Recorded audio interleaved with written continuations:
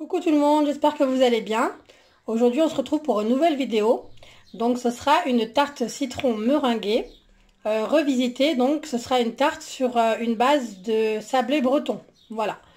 Donc pour ce faire il nous faudra donc 5 jaunes d'œufs, 150 g de sucre, 250 g de beurre mou, une cuillère à café de sel, 400 g de farine et un sachet de levure chimique. Et oui, j'ai oublié aussi quelques gouttes de vanille liquide ou bien un sachet de sucre vanillé. Voilà, donc pour commencer, donc nous allons mettre dans le bol du Thermomix les jaunes d'œufs.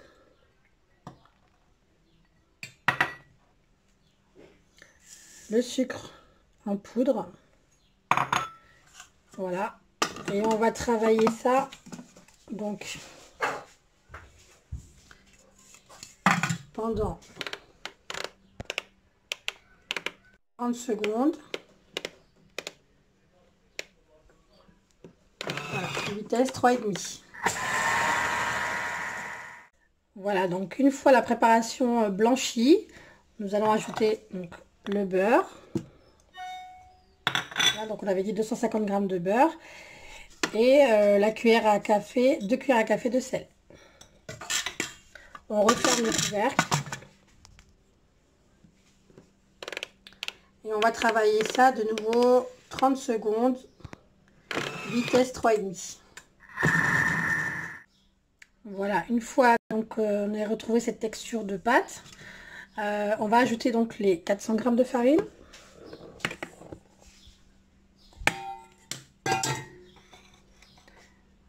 Le sachet de levure chimique et les quelques gouttes de vanille liquide.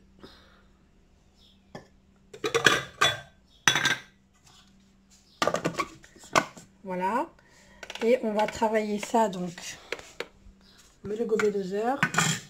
Alors, il faut savoir qu'une pâte de sablé breton ne se pétrit pas, donc elle se mélange uniquement et ensuite on forme la boule à la main. Donc on va mélanger tout ça 15 secondes. Voilà, vitesse 3. Voilà, donc une fois qu'on obtient donc une pâte ramassée plus ou moins, on va terminer tout ça à la main. Donc on transvase la pâte dans un saladier. Voilà, donc on forme une boule. Vous voyez, la pâte est très collante, c'est normal, c'est une pâte au beurre. Voilà, on va la mettre, donc on va la filmer au contact et la laisser donc au réfrigérateur pendant 2 bonnes heures. Ça va nous permettre de mieux la travailler par la suite.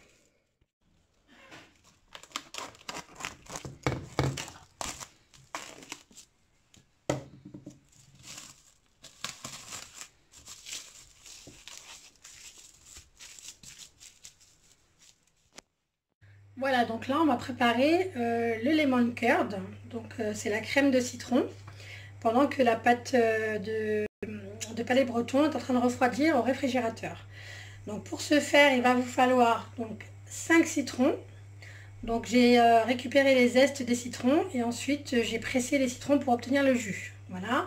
Ensuite, il vous faudra donc 4 œufs plus 3 jaunes, 200 g de sucre, 150 g de beurre et 2 cuillères à soupe de maïzena.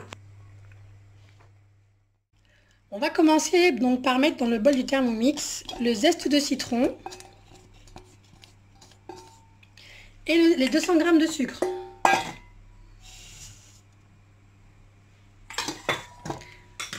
Voilà, donc on remet le couvercle et on va donc mixer 15 secondes à vitesse 5. Ensuite, donc on ajoute les 150 g de beurre ainsi que les 4 œufs plus 3 jaunes. Voilà.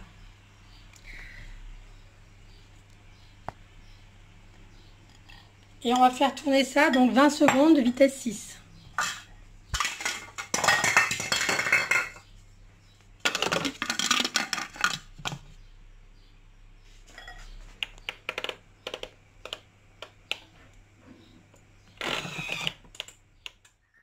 Voilà, et maintenant donc on va ajouter les 2 cuillères à soupe de maïzena.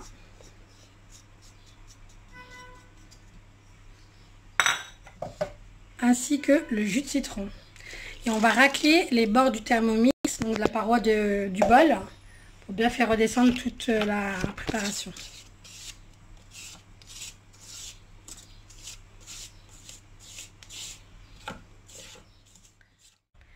On remet le couvercle, mais sans le gobelet doseur.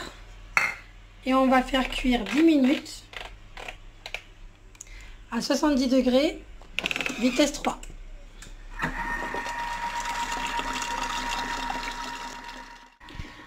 Voilà, donc là on va travailler avec la pâte donc, du palais breton. Donc on farine bien son plan de travail, on farine bien la pâte, d'accord, parce qu'elle est suffisamment collante.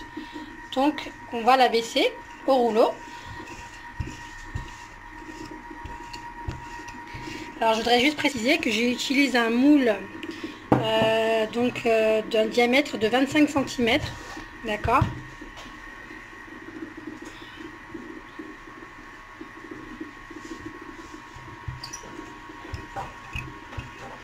Alors on essaie de faire en sorte que ce soit aplati de manière homogène. Voilà. Alors il faut que ce soit donc à peu près de la largeur du diamètre du moule utilisé. Donc moi les proportions que j'ai utilisées c'était donc pour un moule à 25, en sachant qu'il va me rester quelques chutes.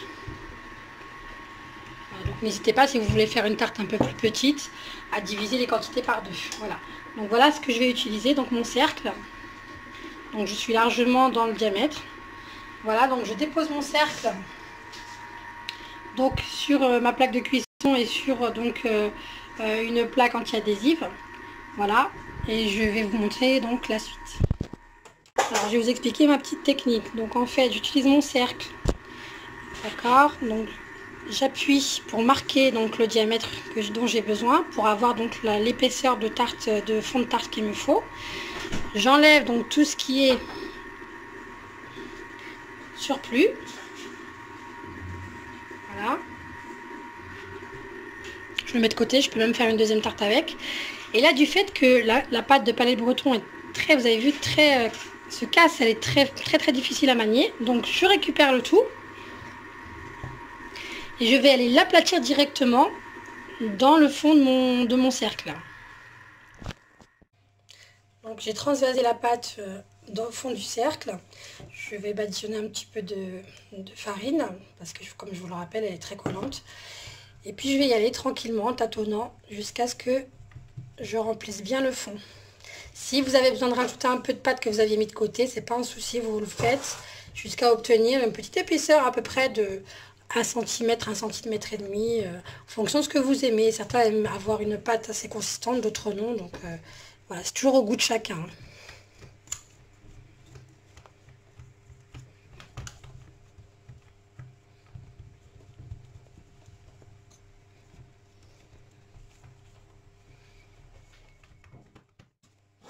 Voilà, donc soit vous continuez comme ça à la main, vous essayez d'étaler ça de manière homogène, que ce soit de la même épaisseur un petit peu partout.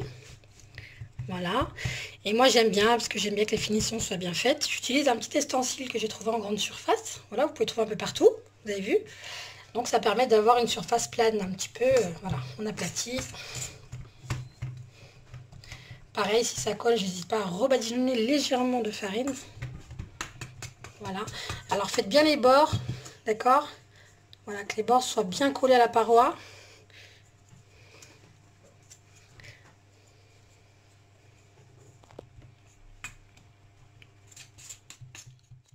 Voilà, maintenant on va pouvoir l'enfourner donc avec un four préalablement chauffé à 180 degrés.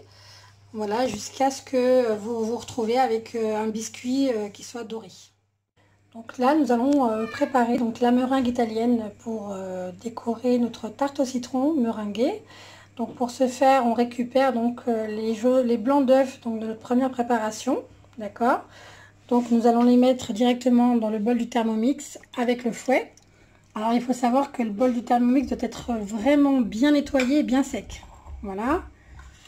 Et on va refermer donc avec le gobelet, le couvercle sans gobelet doseur. Et donc on va travailler ça 4 minutes. Vitesse 3.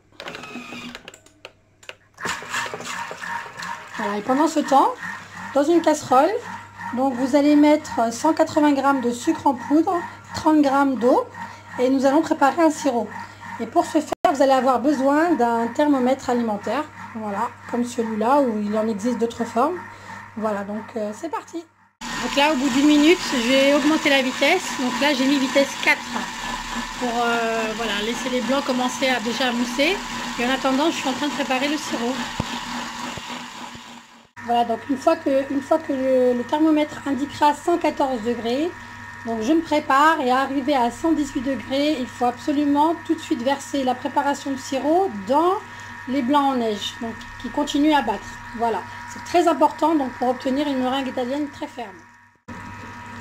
Voilà, 118 degrés, donc je retire tout de suite mon thermomètre et je vais pour verser délicatement la préparation à la meringue.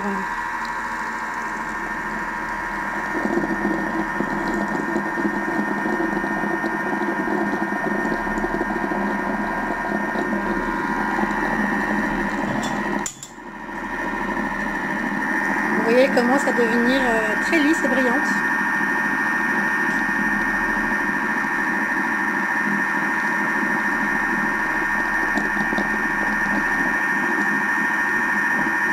Je la laisse encore une petite minute et ensuite on vérifie s'il y a bien le bec d'oiseau.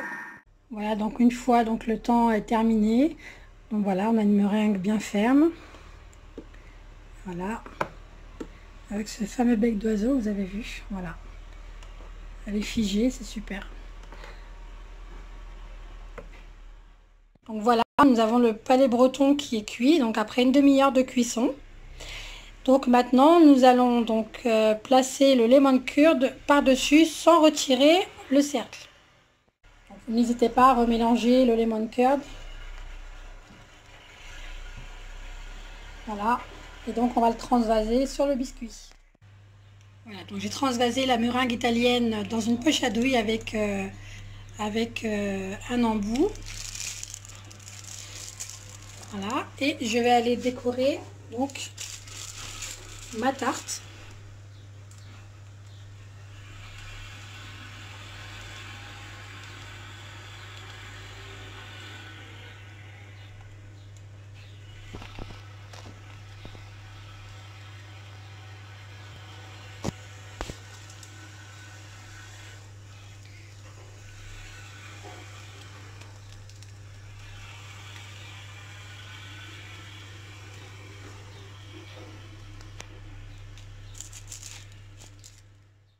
Voilà, une fois décorée, on va la... Alors, normalement, avec un chalumeau, et on essaye de noircir un petit peu la meringue.